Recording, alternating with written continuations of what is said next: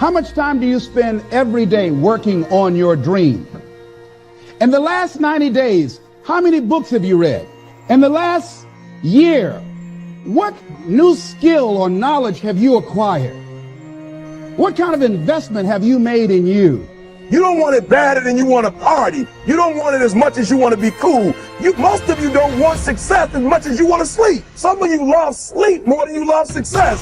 And I'm here to tell you today, if you're going to be successful, you gotta be willing to give up sleep. There is no shortcut. There is no hack. There's no sweatless solution. You're gonna have to work. There is always weakness to work on. Always. A lot of them.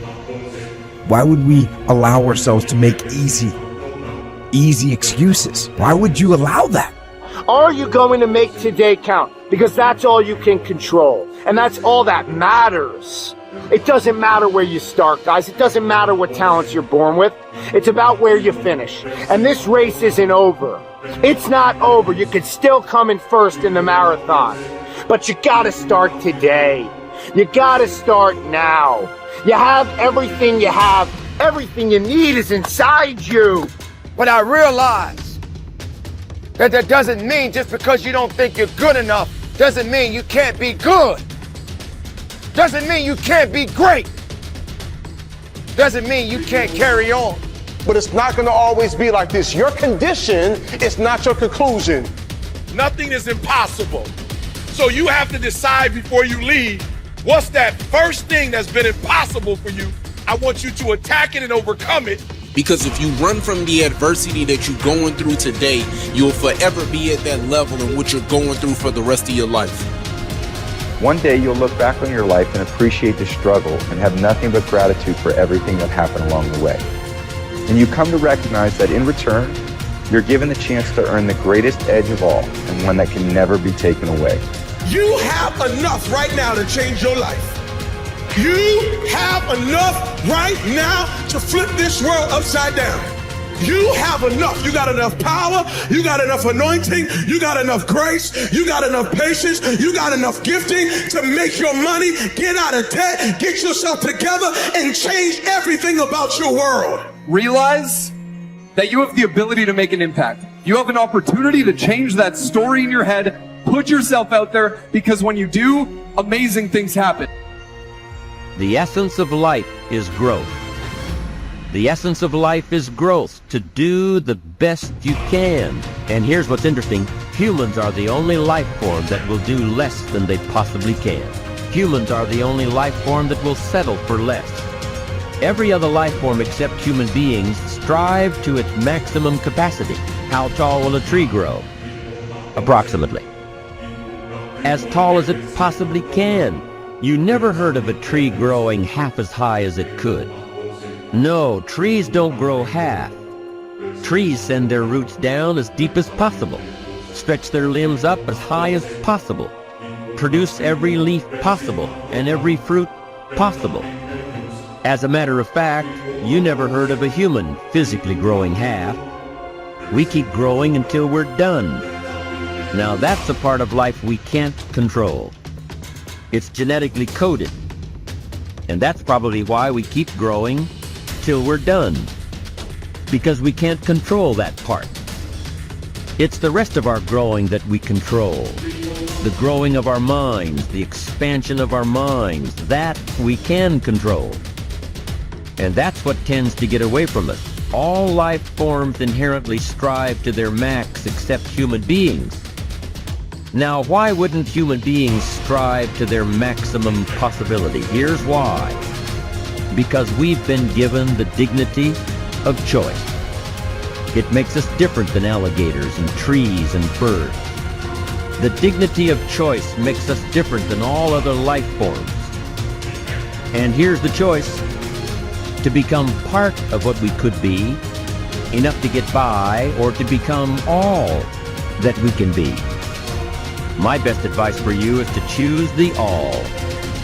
Earn all you can, make all the friends you can, read as many books as you can, develop as many skills as you can, see as much as possible, do as much as possible, make as much fortune as possible, give as much of it away as possible.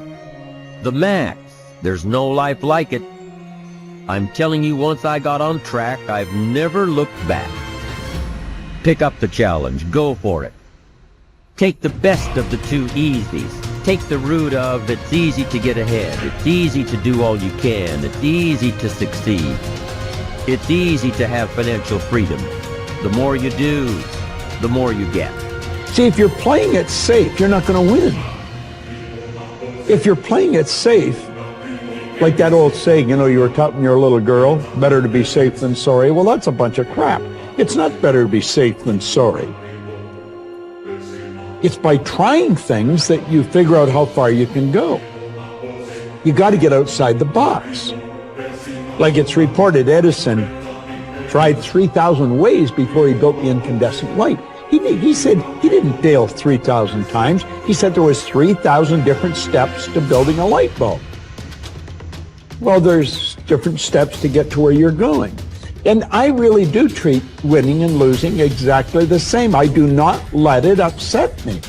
Do you think that's a big part of why you're so successful? Well, it's part of why I enjoy it. Yeah, I think it is, because I'll try anything. Like if I'm into an idea, the idea of losing never enters my mind. See, I have worked with giants. I had the good fortune of working with Sir Edmund Hillary. He was the first man to stand on top of the world. And I worked with him on 3 different occasions. And the only difference in Ed Hillary and Bob Proctor is in his size. Now, he's gone now, but he was a big man. And he shook hands with me. His hand wrapped right around mine. I felt like a dwarf, you know.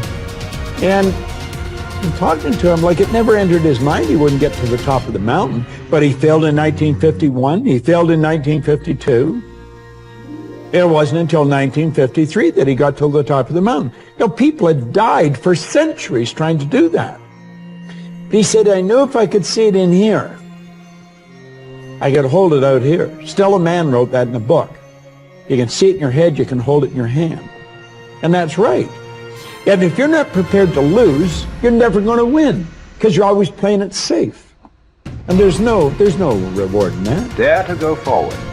Winston Churchill once said, courage is rightly considered the foremost of the virtues, because upon it all others depend. Courage is the chief distinguishing characteristic of the true leader.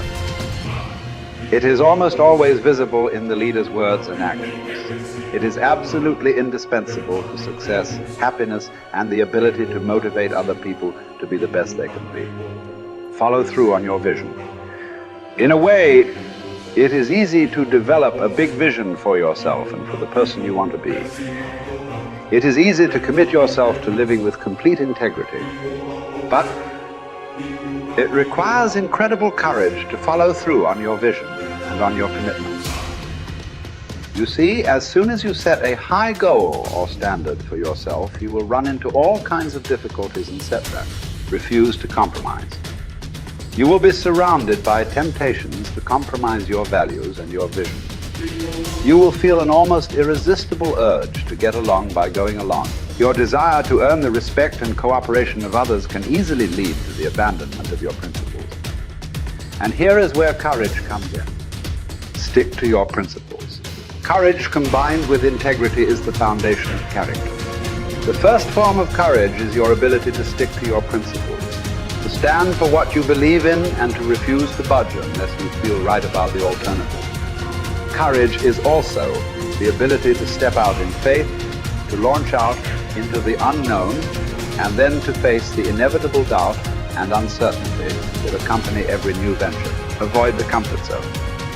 Most people are seduced by the lure of the comfort zone. This can be likened to going out of a warm house on a cold, windy morning. The average person, when he feels the storm swirling outside his comfort zone, rushes back inside where it's nice and warm. But not the true leader.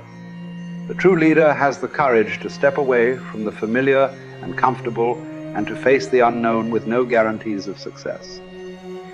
It is this ability to boldly go where no man has gone before that distinguishes you as a leader from the average person.